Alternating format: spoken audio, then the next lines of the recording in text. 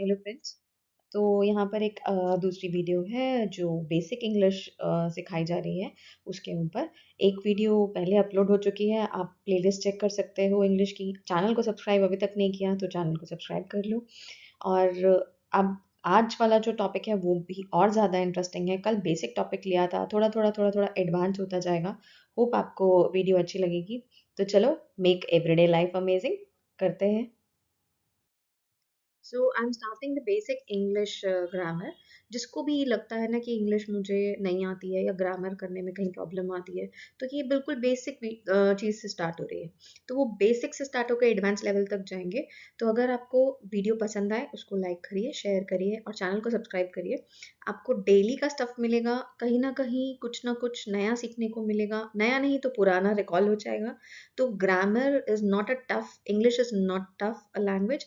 सो आप सिर्फ बेसिक को देखिए और बेसिक के थ्रू आप इजीली लर्न कर सकते हैं। चलो, let's start the video. Welcome to English language learners. चलिए, बेसिक लैंग्वेज सीखते हैं। इंग्लिश, हिंदी तो है ही है, लेकिन इंग्लिश भी आजकल बेसिक लैंग्वेज हो चुकी है, मैंडेटरी है। तो जो पहली चीज आज कराने जा रही हूँ वो है दस सेंटेंस। सेंटेंस को हिंदी में क्या बोलते हैं? सेंटेंस को हिंदी में वाक्य बोलते हैं।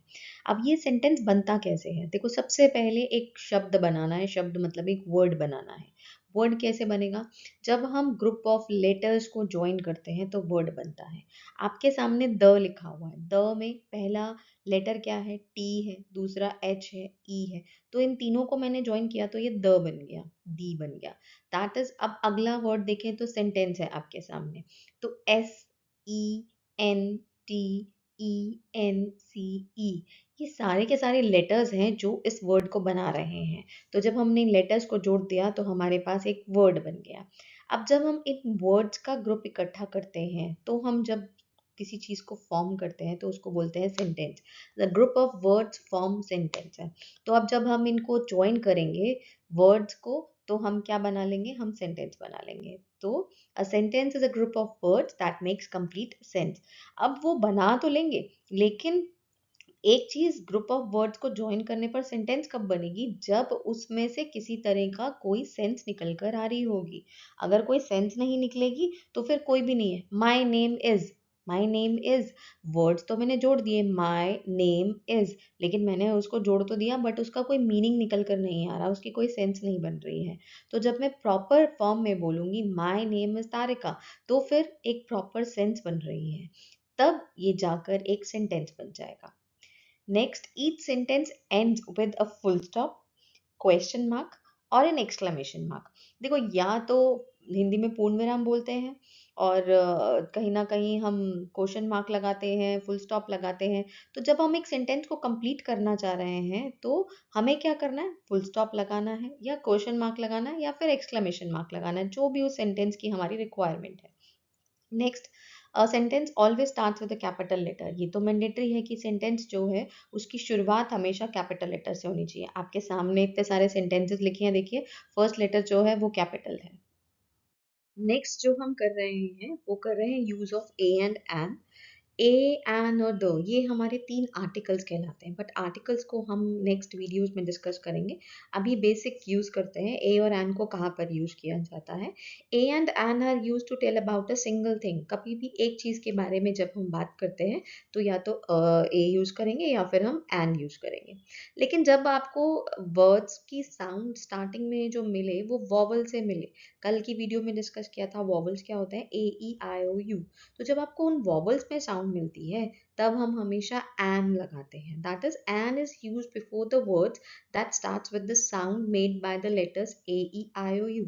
आपको एग्जाम्पल दिए हैं, जैसे एप्पल लिखा है, एप्पल ए की आवाज आ रही है, दैट मीन्स ए से स्टार्ट हो रहा है, तो एन यूज करेंगे। ऑरेंज लिखा है, ओ की आवाज आ रही है, दैट इज ओ यूज हो रहा है, तो एन ऑरेंज लिखेंगे। अनियन की आवाज आ जाए, अनियन मतलब प्याज, तो प्याज है ओ एन आई ओ एन, तब भी हम क्या यूज करेंगे? हम एन यूज करेंगे।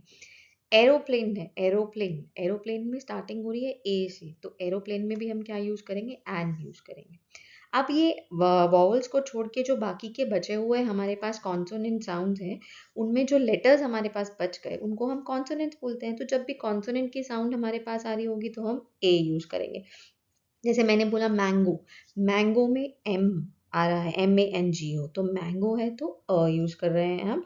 मैंने बोला पपाया, बफेलो, बाइसिकल, बनाना, टोमेटो, तो ये सब क्या है, ये हमारे कॉन्सोनेंट है, तो हम इनके साथ क्या यूज करेंगे, यूज करेंगे। करते हैं यूज ऑफ द कहाँ पर यूज होता है, the is used before the names of the following things, इन सब चीजों के आगे हम द यूज करते हैं। सबसे पहली कैटेगरी है यूनिक थिंग्स, जो चीज एक अपने आप में एक ही हो, जैसे सन है, मून है, प्लैनेट्स हैं हमारे पास, तो इनके साथ हम द लगाते हैं। फेमस स्पोर्ट्स और बिल्डिंग्स हो, जैसे ताजमहल है, रेड फोर्ट है, कुतुब मीनार है, किसी भी तरह की जो फेमस चीजें होती हैं उनके आगे भी हम द लगाते हैं। रिवर्स जो होती हैं, गंगा है, ब्रह्मपुत्र है, अमेजोन है, आपकी सतलुज है, इन सब के आगे भी हम द लगाते हैं। होली बुक्स जो भी होंगी, जैसे गीता है, बाइबल है, कुरान है, ये सब चीज़ें, ये सब बुक्स जो हैं होली बुक्स है, प्रार्थना की बुक्स है, इनके आगे भी हम द लगाते हैं। जो न्यूज़पेपर के नेम्स होते हैं उनके आगे भी हम द लगाते हैं, जैसे the times of India, the Hindustan times, the Tribune, तो इन सब के आगे हम द लगा के चलेंगे। होप आपको द का, ए एंड का यूज जो है वो क्लियर हो गया होगा।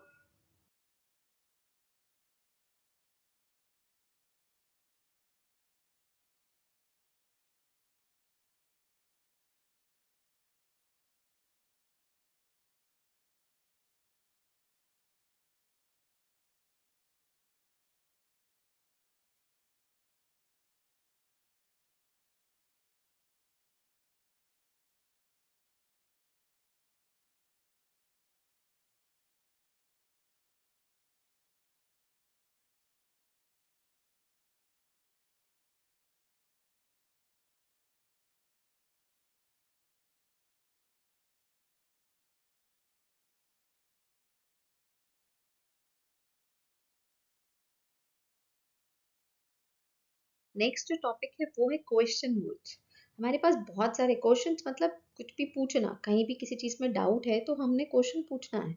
अब ये क्वेश्चंस को स्टार्ट कहाँ से किया जाता है, क्वेश्चन वर्ड्स होते हैं what, where, when, how, why, who, ये सारे हमारे क्वेश्चन वर्ड्स हैं। लेकिन इनको यूज कैसे करना है, कहाँ पर करना है। What helps to give more information. What क्या बताता है, हमें कोई नई और ज़्यादा इन्फॉर्मेशन बता रहा है। कई बार हम हैरानी के तौर पर भी पूछ लेते हैं, किसी ने हमें कुछ कहा और हम उसको दोबारा से पूछते हैं, व्हाट क्या कहना चाह रहे हो, व्हाट। व्हाट की अगर हम हिंदी लेके चलें तो व्हाट की हिंदी क्या बनेगी हमारी, व्हाट की हिंदी बनेगी क्या। Next is where. वेयर भी हमारा क्वेश्चन है। Where helps to know the places, where का मतलब है कहाँ, तो मतलब कोई जगह अगर हमने पूछनी है तो वो कहाँ है, बॉम्बे कहाँ है, मुंबई कहाँ है, दिल्ली कहाँ है, ये ऐसे पूछा जा रहा है, या उसका घर कहाँ है, तो फिर कहाँ मतलब where. when helps to do the correct time to do things। when क्या बताता है, कब, तो कब जब आ रहा है तो हम क्या यूज करते हैं, हम when यूज करते हैं। तो बेसिकली कब हम ये काम करें, कब हम स्कूल जाएं, कब हम कॉलेज जाएं, तो ये सब क्या है, when यूज हो रहा है। How helps to find out the manner in which we do the things. How की हिंदी बनती है कैसे, मतलब हमें कोई काम करना है तो कैसे करना है, मुझे चाय बनानी है तो कैसे बनानी है, मुझे खाना बनाना है तो कैसे बनाना है, मुझे होमवर्क करना है तो कैसे करना है, कौन सा पहले करूँ कौन सा बाद में करूँ। Why helps to find the reason for the happening of things. Why, क्यों, ऐसा क्यों हुआ, भूचाल आया तो क्यों हुआ, बारिश आई ठंड में तो क्यों आई, या मुझे अगर कोई काम मिला तो क्यों मिला, मैं अगर स्कूल गई किसी के साथ लड़ाई हुई तो क्यों हुई, तो ये सब क्या है, why. Who helps to find about the person, some person, who क्या बताता है, किसी स्पेसिफाइड पर्सन के बारे में बता रहा है, तो हु हो गया हमारा कौन। Thank you for watching the video. Hope you like the content in this video. This is just a basic content, and from this basic content I am going to advanced level also. So hope आपको ये video पसंद आए होगी, और English seriously इतनी ज़्यादा मुश्किल नहीं है, बस करते हैं कुछ बेसिक के साथ। अगर वीडियो पसंद आई हो तो वीडियो को लाइक करिए, शेयर करिए और चैनल को सब्सक्राइब कीजिए। So thank you for watching the video. उम्मीद है आपको आज के concept, sentence, A and the और क्वेश्चन वर्ड्स ये क्लियर होंगे। ये बेसिक सी इंग्लिश है जो नॉर्मली हम यूज करते हैं। किसी को भी अगर फील लगता है कि वो कंफर्टेबल नहीं है बोलने में या किसी के सामने कहीं लैक करता है, तो आप बेसिक से सीखना शुरू कीजिए, आप ज़रूर आगे बढ़ेंगे। उम्मीद है आपको क्लियर होगी। अगर आपको वीडियो पसंद आई हो तो प्लीज़ लाइक कीजिए, शेयर कीजिए एंड चैनल को सब्सक्राइब कीजिए। Have a nice day.